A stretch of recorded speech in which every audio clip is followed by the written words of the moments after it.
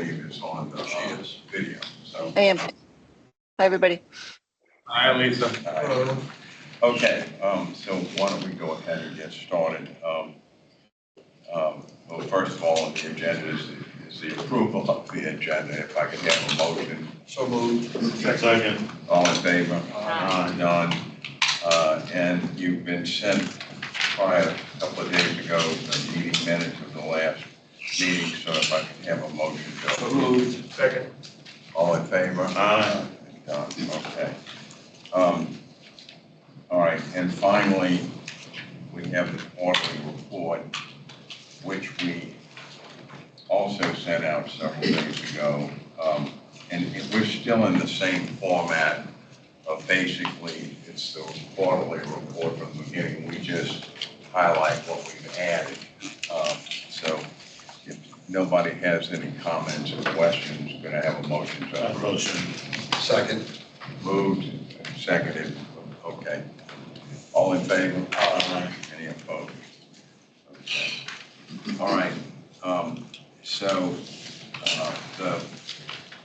if we could start with the city's update on the fair share monies, and I understand that effectively there's no 25-75 split of infrastructure monies anymore. It's all going to the Sewer and Water Board. Yes. And therefore, since our oversight concerns the spending of fair share money, and none of it's being spent by the Department of Public Works, the city's presentation now is just a recap of what has been collected in fair share money. So, why don't you please go ahead. It'll be short and sweet. I'm sorry, what is your name? Kyle Homan.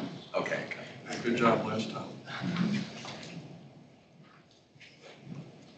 So the April numbers were just recorded last week. So we're expecting May to come in maybe next week.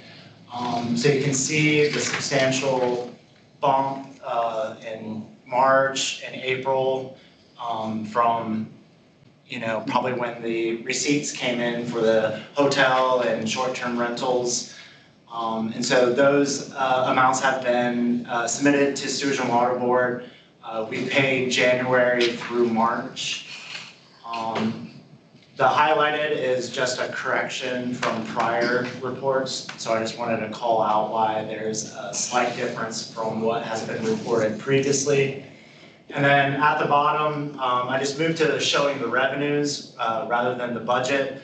And so this will just be cumulative of what has been received to date. So it's already 10.6 million. And as you stated, 100% is going to Sewage and Water Board. What is NOCO? New Orleans and Company. Oh, yeah, that's right. They were going to get a jumper, so I forgot about that. Thank you. Yes. And so as part of our CEA with New Orleans and Company, we did request that they provide hotel occupancy rates, short-term rental rates, so that we have a better idea of evaluating the revenue and identifying trends to be able. So Kyle, when I'm comparing 25 to 24, it's really not fair, right? The numbers on the top. What you could do, I'm sorry, Kyle, go ahead. No, if we just add up Sewage and Water Board lost penny and DPW lost penny, then you would be able to fairly compare against the lost. You got to add two columns to get to. Yes. So how are we tracking year to date versus last year? We're way ahead. Hope so. Yeah, so I didn't run those. And even if you look at the totals, your lost penny is 9,000,007, and adding about 3,000,003, something like that. So that's around 13 million total for the year. And we're about 6 million. Yeah, the 10.6 for Sewage and Water Board, because the last column is New Orleans and Company, which is the 1.7.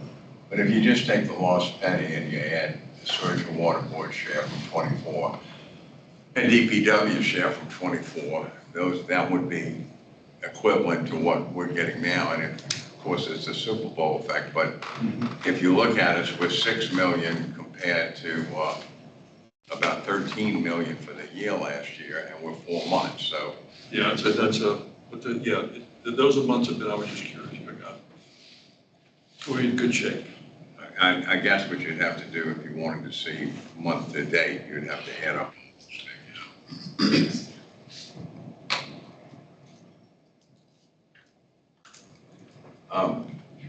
I have a question. In the NOCO column, there is a figure for the month of May. What is that? So that has already been recorded, but they have not reconciled the lost penny or the short-term rental. Okay, so Yes. it's not complete. Yeah, that's why we're closing out our audit right now, so I anticipate those numbers to be recorded soon, but everyone's a little behind with responding to the audit. At the end of the year, we should be more than last year on the lost penny. If the rest of the year holds. Ray, you all have any issues at all? No, I think the numbers in the Q1 go up as you expected. Just looking for maybe more predictability if it's throughout the summer and in the fall. Yeah, these numbers improve. That's good. Is there any concern about the international travel trends and foreign travel being down, impacting the city? I'm not involved in kind of the revenue estimating. I'm sure that's something that is taken into consideration, but I don't know what kind of effects have been impacting the city today. Heard Walt on the radio saying everything's good. Okay. Don't know what he said today. We'll hold him to that. But we do know the summer months are the quiet months for tourism, so there will be a drop down during the summer, and it'll pick back up around October, once it gets cooler and the events start returning. We have a pretty good influx of Canadian travel too. So we'll see. If all says good, it's good. Let's see. Until it's not. Let's see. He was positive on the radio. And just one quick, Kyle, just what you indicated, the revenues from Surgeon Water Board, receipts, put it that way, Surgeon Water Board January through March has been sent over to. Yes, we've already paid those to Susan Water. Yeah. Just not April yet. Just not even, okay. Yeah, I just sent those earlier this week, I believe. Oh, for all 3 months, January, March? No, just Oh, the March. April amounts I just sent this week. Okay, all right, thank you. Okay. Any other questions of Kyle? Thank you very much, Kyle. Really appreciate it. Yeah, and If you all get the May report, could you send it to us anyway? Because it's been another 3 months before we have a meeting. Yep. And we can distribute to the members. okay, that sounds good. Right? Right. Okay. Okay, with that, why don't we turn it over to the Surgeon Water Board for their. Kyle, can you give them the clicker? Oh, yeah.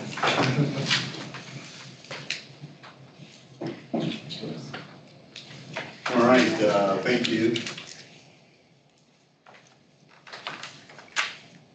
Okay, thank you for inviting us back over the Detroit Budget Board. I'll call you report first. Again, I'm Ron Spoon, Interim Executive Director. Quick thing, update on our Executive Director. It's Randy Haven. He's currently the CEO of Philadelphia Water Department in Philadelphia. So his first day to start at the Surgeon Water Board is July 28th. So we're looking forward for Randy to come and start as the Executive Director of SWEPMA. Again, the order we're going to do, I'll do a quick presentation on the smart meters, the drainage consolidation, followed by a Caitlin who'll give an update on the power complex. Steve will come in with pavement, open work orders, water quality and lead service line, and Gray will come through at the end on our IMF and the funding. So, quick thing on the smart metering, the installation progress. We've installed over 115,000 meters thus far, roughly about 80% of the population. So we have noticed that there's a high online customer account usage, which is very good since we've on the portal. So that's the goal we're looking at. So over 78,000 registered accounts, with a little over 22,000 customers on auto pay. And our goal, continuing moving forward, is to get more customers on auto pay to get that recurrent social revenue. So that's where we headed. And the last bullet is 7,000 monthly leaks emails. We actually send those emails out when there's a trip registration on the meter for the smart meter. So that is actually having a positive effect on the customers. So and I've heard from quite a few already that they've got the emails. We're also sending out hard letters, hard copies of letters. And that will prompt the property owner, hopefully, to look further on their property if there's a leak. So that is going very well, and we're looking at the next, I would say, 3 to 4 months to finish up where we are with the smart metering. And then we do have some stragglers that we have to go back, hard to find, buried meters, so we'll definitely do that. And I think for now, Steve, the RTU is right at 8,000 to 10,000 meters, so out of the 140,000 meters. So we're heading in a positive direction on that. Moving into drainage. Yes, Before you move sir. on, may I ask a quick question, please? What is the customer experience being on a broad basis with regard to the outcome, what the meters were installed relative to the prior periods in which they were visually reviewed? Have any customers noted significant changes up or down? What has been the comment? I've heard positive, there's positive and negative, but most I've heard positive feedback from the customers on smart meters. The portal is one that gives them an opportunity to go in and to review their water usage and make whatever adjustments there are. And the second one is just the accuracy itself relative to the smart meter. The leak detection itself by sending out emails via the portal as well as letters really, I would say, a positive step for Solution Water Book, because it allows the customer as you to say, hey, there's a potential leak in my property, let me do further investigation. And there have been instances where it made a difference to the customer. They did have a small leak.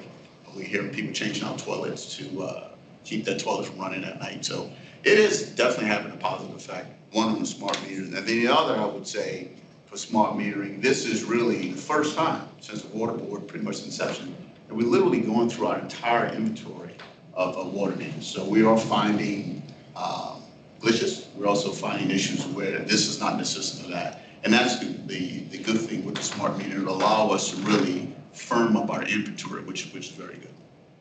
So you say that you feel that you're getting positive feedback from your customer base? Yes. Thank you. I don't know if there's any other member on the team that want to comment. Yeah, I mean, I'll use the example of the Pelican Place Apartments over there Yes. by Chick-fil-A. Yeah. They were registering usage like 3 to 5 times what you would expect a 100-unit complex to have. And by having a smart meter that would give us hourly data, we were able to tell them with confidence, look, you have a leak on your system. They were able to isolate what it was, get it fixed, whereas with a manual read meter, it's impossible to figure that out. And so then they would have been stuck in this no man's land. So it really helped them. I happen to be talking to Cindy on another matter, since he called me for see ideas, which was, with my brain, I gave him whatever, not much, but he finally found it and seemed to have some of the toilets, I guess. Yeah, a big, and I mean, it was one of those situations that historically would have been very contentious. That's right. We would have at best come up with a situation or a solution that, like, we'll give you a break on the water, but it looks like you have a leak, we don't really know. Now with this smart meter, we were able to say with confidence, they had to spend a significant amount of money internally to get it fixed, but they were able to do it. They found, I think it was like a separate service going to another building. Mhm. So somebody was using water on their nickel. Well, from a public perception standpoint, we know this whole building issue, Yeah. metering issue, has been very significantly negative. So it's wonderful to hear that you're moving in a positive direction. Yeah. Well, the other thing is, you might be 150,000 or 144,000, but you're saying you've actually hit 80% of the population of it. The majority of people are getting accurate bills every month, and we're still not popular as Solution Water Board, as I talked about before. What about the collection? So like, so we had the translation, is there still people not paying gray? Is there any correlation to now we have accurate bills that are? I think it's a relatively better position because of the good data, like we're saying, but you still have affordability issues, you have people that are behind, but through the payment plan, Promise Pay, that tool, user-friendly, and it's about, we've had it since February 24. You take care of the regularity, make sure they're getting the bill on a normal cycle, and you just kind of like, by process of elimination, you're taking the historical problem points and making them good or neutral, and then you can really deal with the either affordability, payment plan. If you don't address the problem within a month or two, you let 6 months go by, then that's another just big hole that people have got themselves in. But all the things I think they're still challenging from collection, but at least you're good on data, good on regularity. It's a step in the right direction. I would come in on, piggyback on what Gray just indicated relative to the Promise Pay plan. And since we started our amnesty for late fees about a week and a half ago, it was reported by Chief of Customer Service that I think 600 to 800 people in 1 week, new customers signed up for Promise Pay. So that's a very positive step, headed into the right direction to get more people to pay. And then I'll call it internal campaign is to get more people to get on auto pay. So that's really key for us. Thank you. Thank you. Moving into drainage consolidation with the Act 763, we have awarded our cleaning contract to CES, who have done work with us in the past on the sewer system. So is that the guys that the city was using CES to do it as well? okay. Right, yep, got it. So that's going well. Our repairs contract that we've added some point repairs to our existing contract, so that's in place with probably a little bit more than 16 projects completed thus far. So that's also in place. Then the last is the engineering assessment management contract with Gulf South Engineers to help, once CES, that vendor does the CCTV, the cleaning, they evaluate those tapes and come up with analysis on point repairs and whatever on the drainage system. So that is definitely moving in the right direction.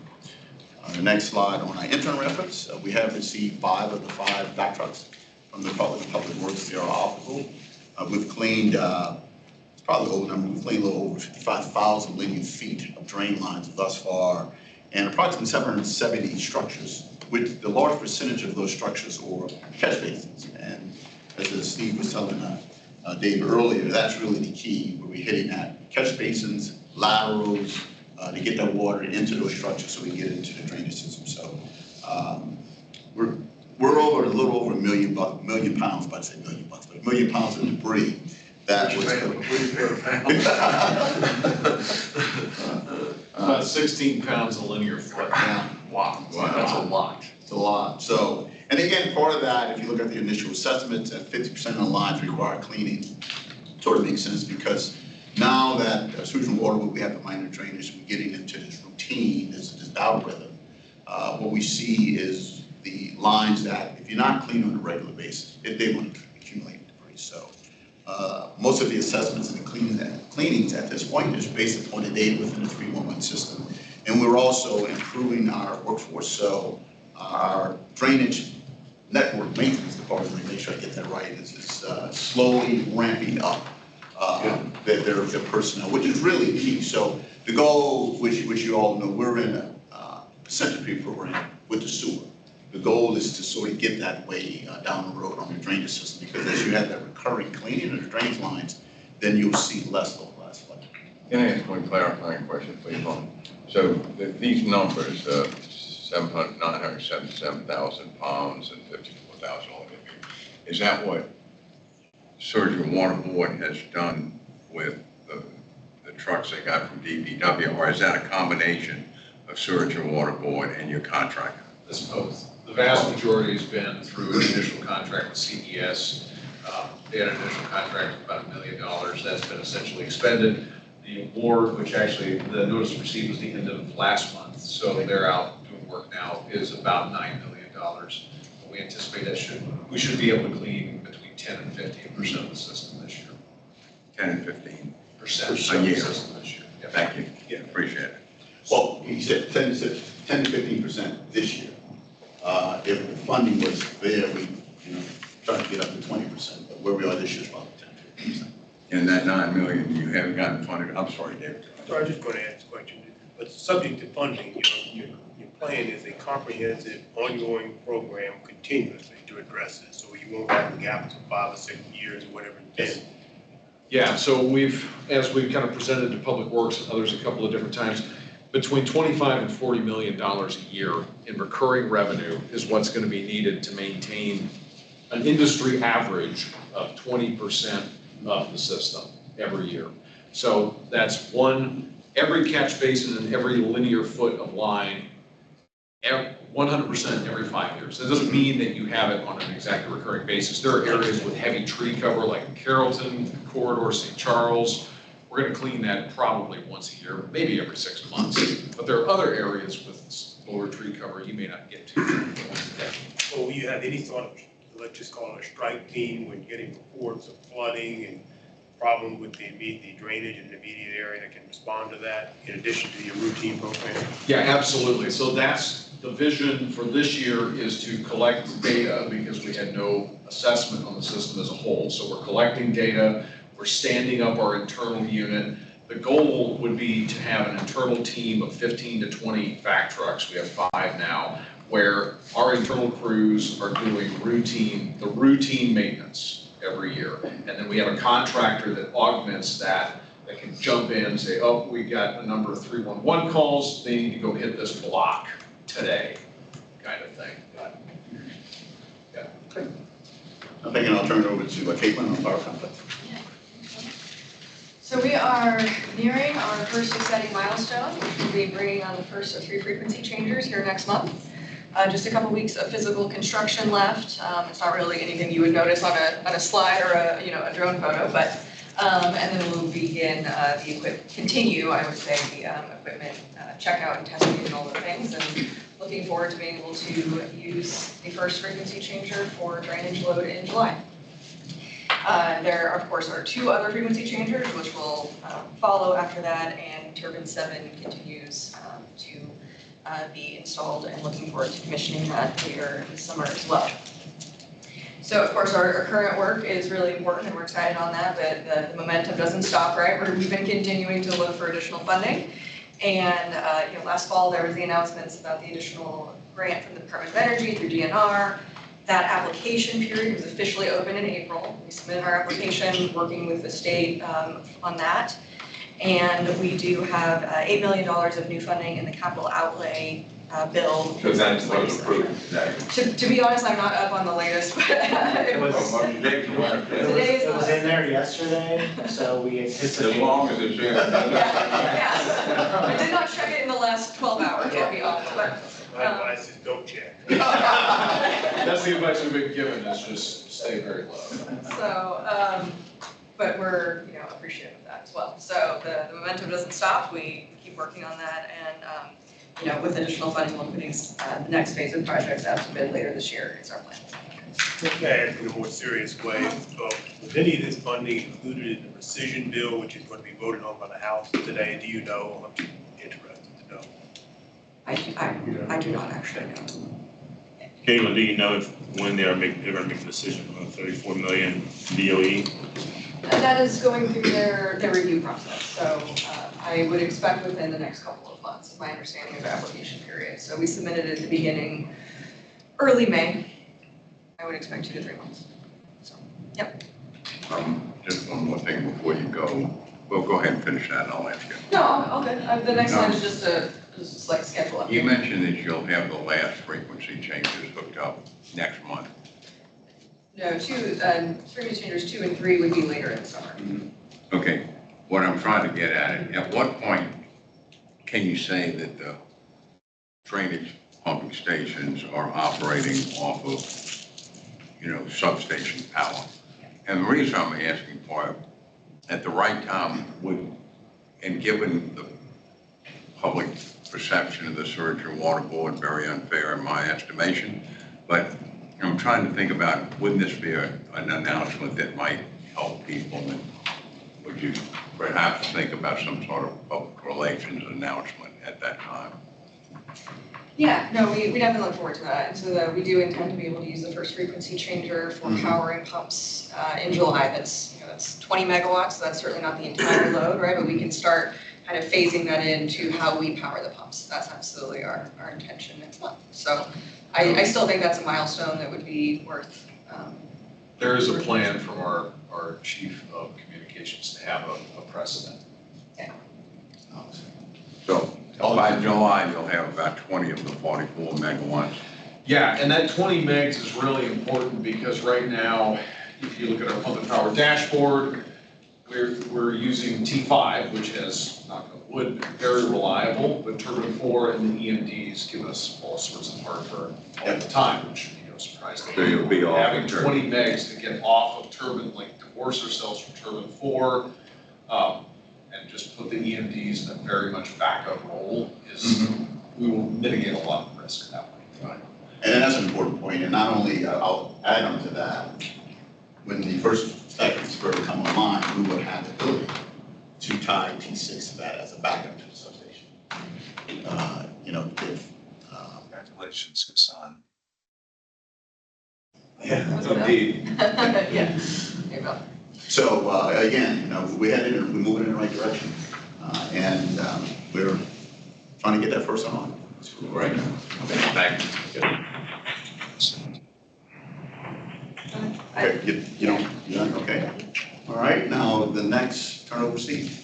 Yeah, so this may be the last month we talk about the paving. I think we've made some big strides. We ended the year at about 350. We're at 500. We were up to 650. We've come back down. What is really exciting to me about that number of 500, where we're staying static, is that we're doing it with our internal crews. For the last probably 3 to 5 months, we have had very little contractor input. So it's much more cost effective. I find we're frankly more responsive, believe it or not. It's easier for us to have our own crews show up and do the work. So I think what we would like to do is purchase 1 or 2 other pieces of equipment, and then we'll kind of be separate from IAB in terms of the paving. So that's a good place to be. Clearly, there's a lot of things that need to get improved on the street works. We were talking before the meeting about the public perception and the roadways. Our customers they can't tell the difference between a DPW cut, a sewage and water board cut, a SERP cut, a JI. It's all the same. But the bottom line is our internal crews have got us in a place where we're at least static. We're living where we need to be. We're not where we were 2 years ago. The next focus really does need to be in terms of maintenance on our water and sewer work orders. We're at right around 1,500, we're at 1,600 total open work orders as of this morning. The vast majority is water related. This is not a very pretty number, but it's half of what it was in January. The freeze did a number on us. So bursts in primarily service lines. So we've been able to take that number from around 3,000 down to right around 1,500, 1,600 right now by splitting crews, by using smaller pieces of equipment. Our director or our chief of networks has done a really good job of making that more efficient, and then that will be one of our requests is to bring in some additional funding for contractor support and additional equipment so that we can knock this backlog down to, I'd like to see, in a handful of 100, but more importantly with wait times of 2 weeks or less on water work orders, and working towards that here this year and through next year. Again, weather and other conditions dependent. The water quality master plan continues to progress. The most interesting part of that, again, should be completed Q4 this year. We have the data for our corrosion testing.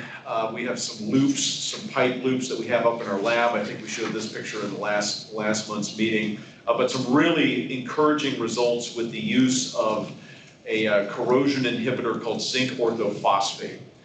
We currently use lime, and by adding zinc orthophosphate, that will allow the system, it adds essentially a zinc coating on the inside of pipes. And so for situations where you have, for instance, increased chlorides, so you have saltwater intrusion, what they have found is that the zinc orthophosphate can really effectively mitigate the effect of elevated chlorides on corrosion, and also has a really positive effect just in day-to-day use. So we will be instituting a pilot using zinc orthophosphate for our West Bank treatment system here sometime over the next 3 to 6 months. And then we're gonna add chemical dosing, watch the benefits, make sure that we're observing that. And then the next piece, I mentioned the leaks within the system.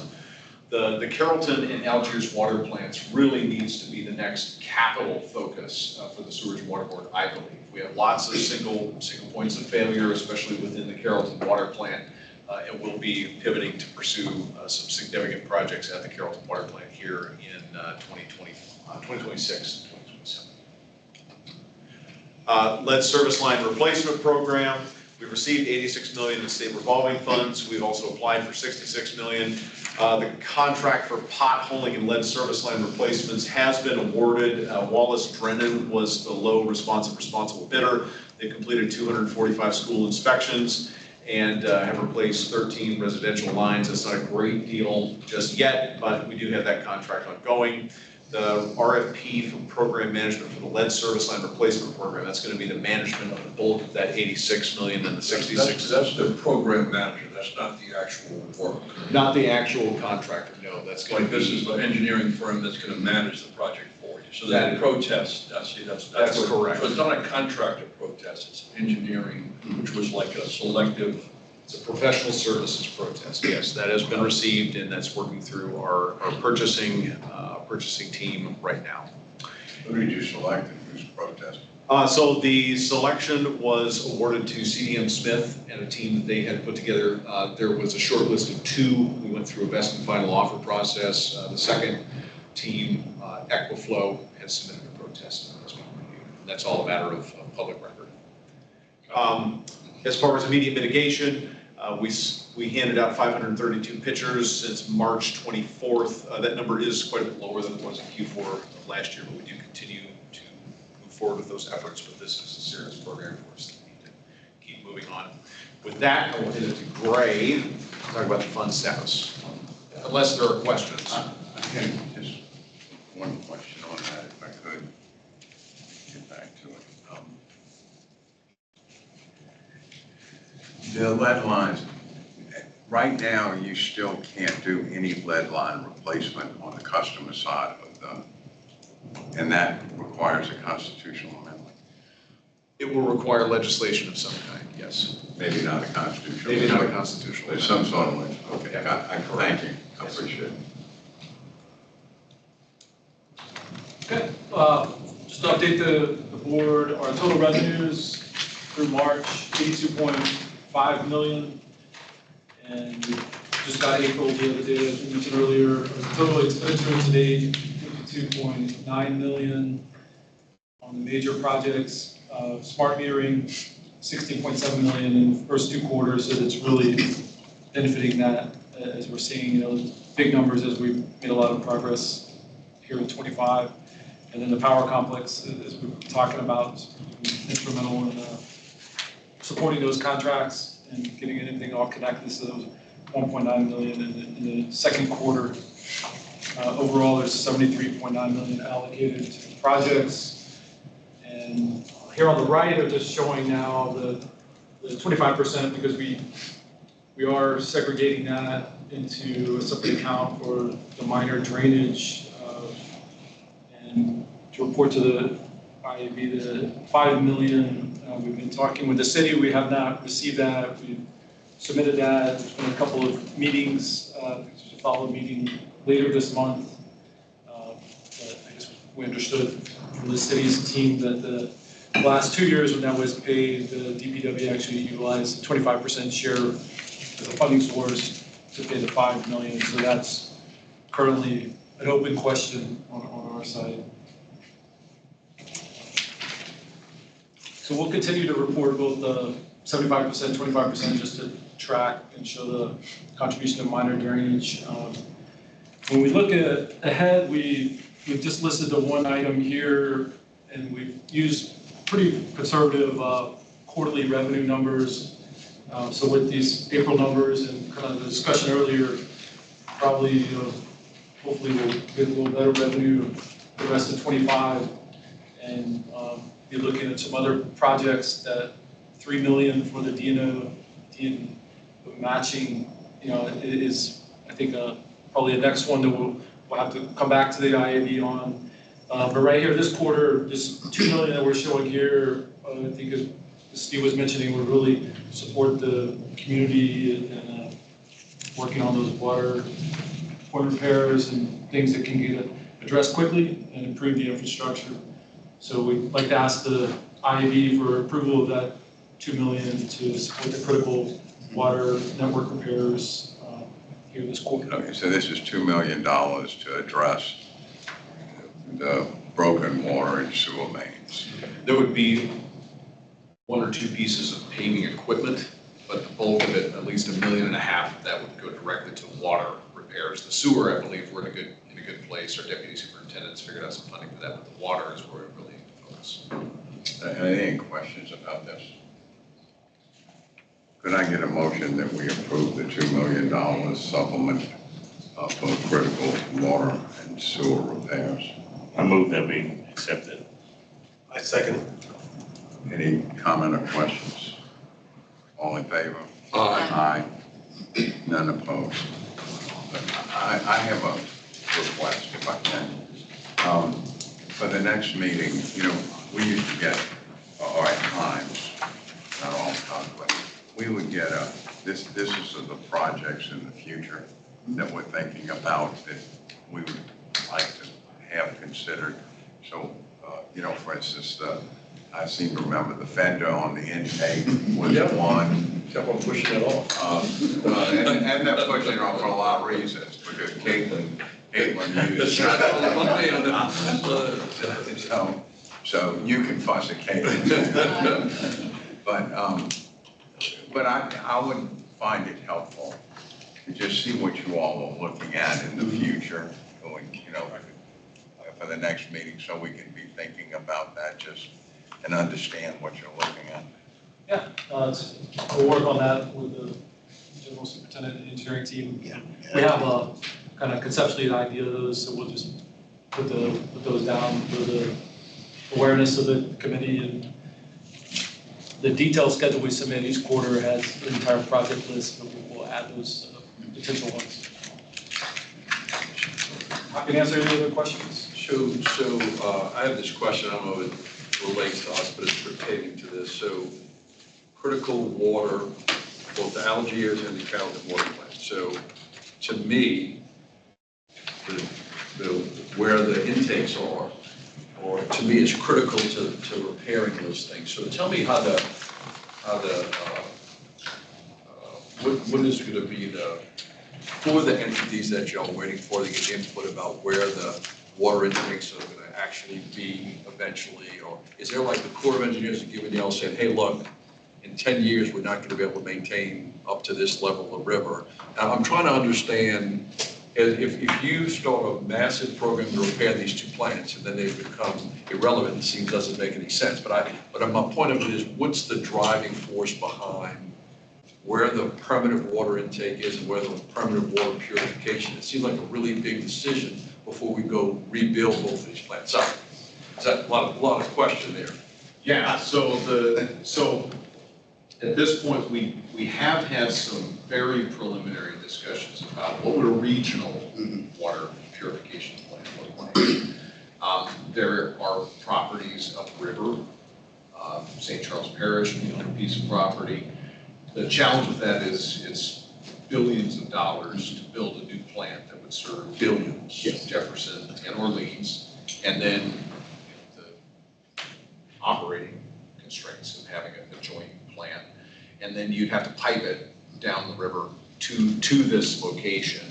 I think for the Carrollton water plant and for Algiers. For Algiers, it's, if saltwater intrusion is the primary concern, there are options with the demand that we have. It's low enough, 8 to 10 million gallons a day, where we can dilute through barging or through other means.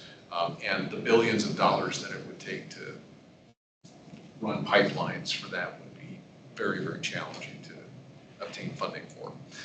For the Carrollton water plant, the 2 intakes where they are currently located is the best place that we can have right now. Certainly want to stay open to future options, but the amount of funding that it would take to build a brand new plant would be tough to. So at the end of the day, you're just going down the path that we're going to continue to make water at Carrollton and Algiers until somebody, you'd have to see some real. Purified water, we're not gonna make it.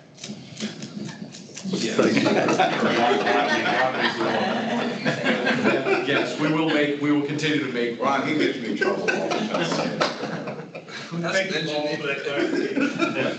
But you're going to go down the path of purifying water at the places that we have already and to make those plants until you see something really, it really seems unrealistic that would ever happen to you. I wouldn't say unrealistic, you know, as what Steve indicated, that, what you're talking about, the regional approach, you know, and as indicated one day, you know, the board did, study this back in the late 50s and 60s, when they were the largest city in the South. So, and that's why they purchased that property in St. Charles Parish. Not only did they study St. Charles Parish, but there's also engineering studies from way back in the day of piping water from the North Shore based upon the population growth from the late 50s and the 60s. So those, if you look at it, the baseline, the plans were in place even back then. It's just the execution, you know, since the city downsized, and that's where we are.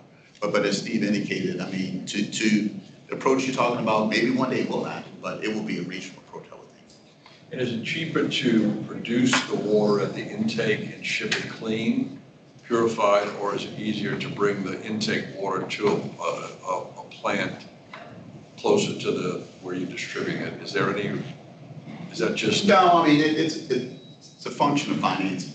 And, you know, if one would take, I would believe, a long-term approach, you know, back to the St. Charles property, that is potential.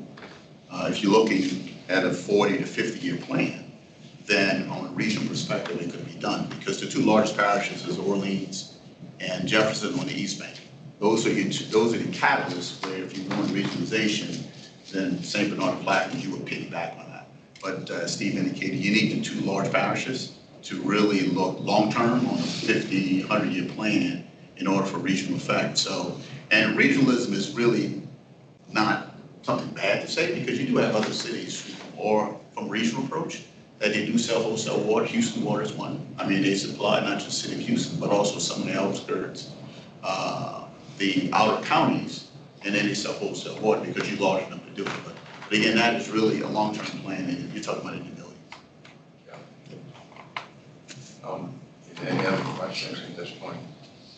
Is there any public comment? No, sir. Okay.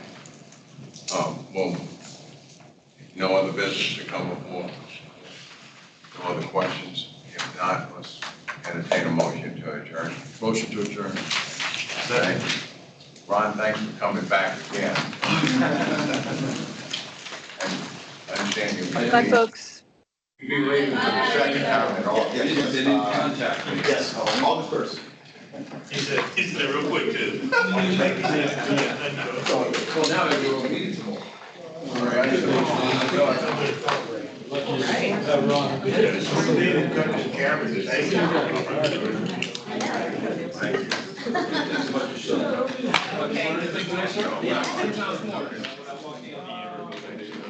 Told you, this is the place to work. The revenues look good. Sir? Engineering people, and actually, I mean, I don't think. And I just like the baby. Thank you.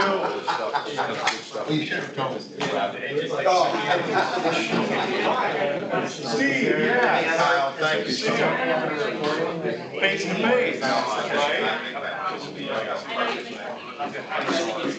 Good, quick report.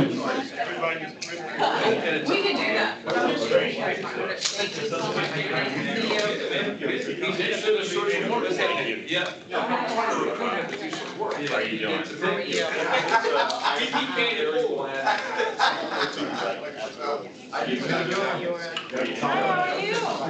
You're gonna be around next week?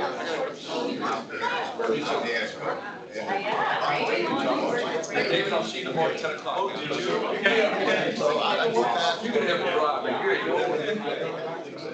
Okay.